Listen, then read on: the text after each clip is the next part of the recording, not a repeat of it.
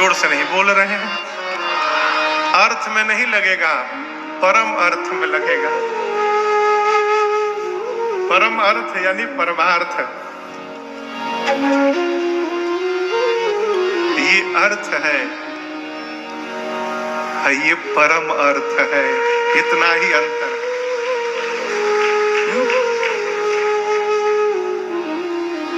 निषाद जी बोले, लक्ष्मण जी हमको परमार्थ समझा दीजिए। बोले, लक्ष्मण जी परिभाषा तो बहुत बड़ी है, मैं आपको एक बात कहता हूं। सखा परम परमार्थ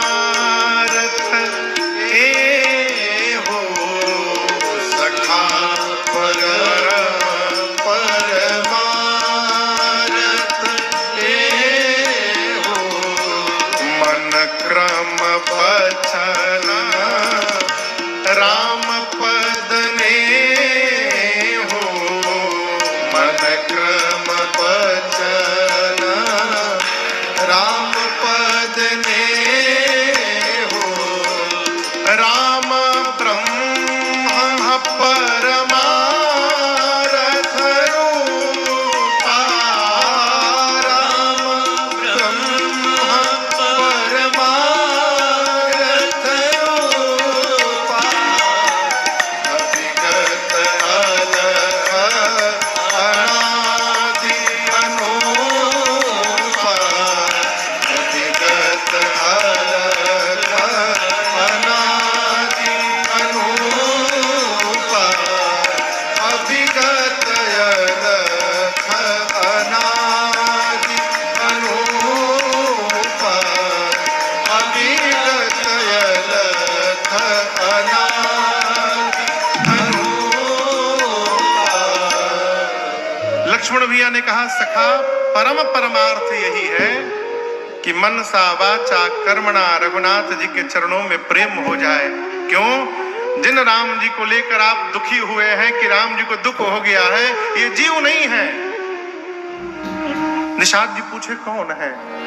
लक्ष्मण जी बोले, ये राम ब्रह्म परमार्थ रूपा। ये जो सोए हैं ये राम जी ब्रह्म है, परमार्थ के स्वरूप है, अभिगत है, अलख है, अनादि है और अनुपम है। समस्त विकारों से रहित है, सकल विकार रहित गत भेदा। आप जिनको देख रहे हैं कि यहां से वहां तक सोए हैं, न इनके प्रारंभ का पता है न इनके अंत का पता है। वेद इनको नेति नेति कहते हैं दिन रात। राम जी का परिचय बताया किसने? किसने? कहिए। लक्ष्मण जी ने किसको बताया? निषाद राज गुह जी को। अब यहां मेरा एक प्रश्न है, पूछूं? पिताजी ने कहा है कि ये बात किसी को बताना नहीं है, तो क्या संतान के लिए उचित है कि वो बात किसी को बता दे? कहिए कहिए, पूछ रहा हूं। राम जी रामावतार में जब तक रावण का अंत नहीं किए, भगवान एक बार भी ये प्रकट नहीं होने दिए कि मैं भगवान हूं। केवल मां कौशल्या को भगवान ने विराट रूप दिखाया, और वो भी जब दूसरी बार दिखाया तो हाथ जोड़कर राम जी ने कहा, मां आपने जो देखा है किसी से बताइएगा मत। तो जिस बात को भगवान छिपा के चल रहे हैं, आज लक्ष्मण जी उस बात को क्यों प्रकट कर दिए निषाद राजगुह के सामने? ये प्रश्न है, प्रश्न है ना। जिस बात को, जिस स्वरूप को भगवान छिपा करके बैठे हैं, लक्ष्मण जी ने वो बात, वो स्वरूप निषाद राजगुह के सन्मुख क्यों प्रकट किया?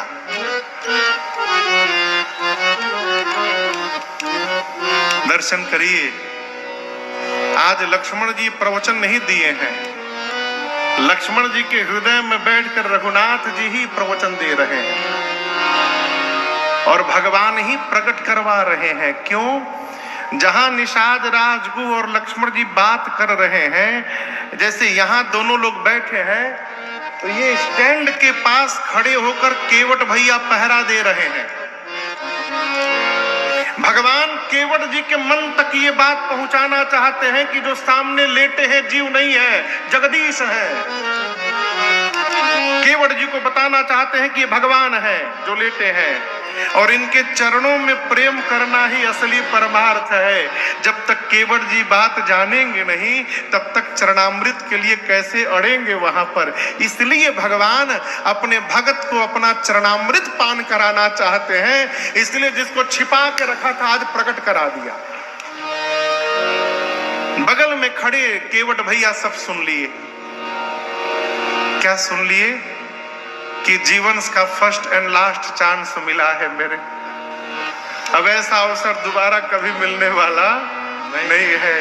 लोग भगवान के दरवाजे जाते हैं, भगवान हमारी दरवाजे आकर के बैठे हैं। अब ऐसा अवसर कहाँ मिलेगा हो? इस अवसर को जिसने खो दिया उससे बड़ा मूर्ख संसार में कोई नहीं होगा।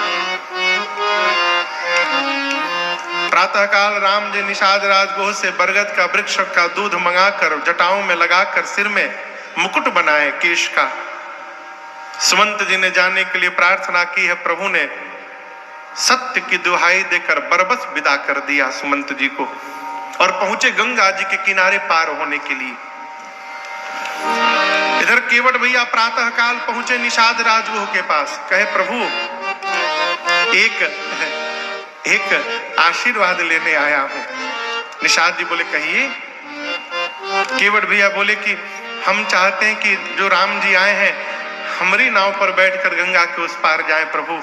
तो हम चाहते हैं आज पूरे श्रृंगवेरपुर में आप सूचना भिजवा दीजिए, डुगडुगी बज जाए कि कोई भी मल्लाह नाविक मुझे छोड़कर दूसरा कोई नाविक आज गंगा किनारे नहीं जाएगा।